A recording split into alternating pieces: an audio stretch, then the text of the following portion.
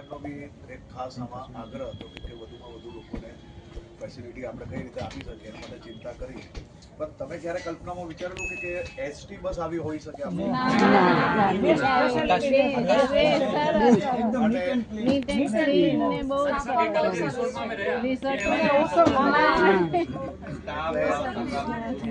આપણે બધા સરકારી બસ એટલે આપણા મનમાં શું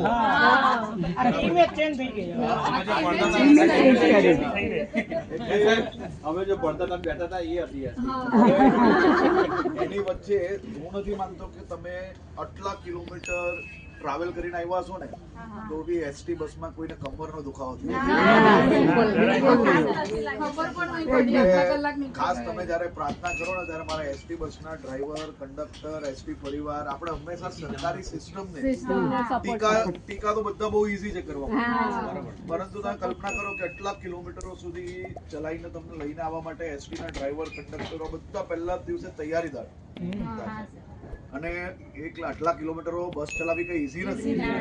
પણ બધા હસી ખુશીથી તમારા માટેની વ્યવસ્થાઓ અને અમે પ્રયાસ કર્યો. ખાસ કરીને સીએમ સાહેબે બધી જ છૂટ આપી એટલે આ રહેવાની વ્યવસ્થાઓ બી આપણે ઊભું કરી શક્યા અને બધું મેક્સિમમ જેટલું થાય એટલું કર્યું છે, પરંતુ તો બી તમને તકલીફ પડી હોય એટલે ખાસ કરીને તમે જયારે ડૂબકી મારો ત્યારે મારા એસટી પરિવારના માટે કંડક્ટર, ડ્રાઈવરો, મેનેજમેન્ટ એ બધા માટે બી એક ડૂબકી જરૂરથી મારજો, કારણ કે યાત્રાના તમારા સારથી એ લોકો બન્યા. માત્ર તમારી માંગ અને અમે તો માત્ર નિર્ણય લીધો,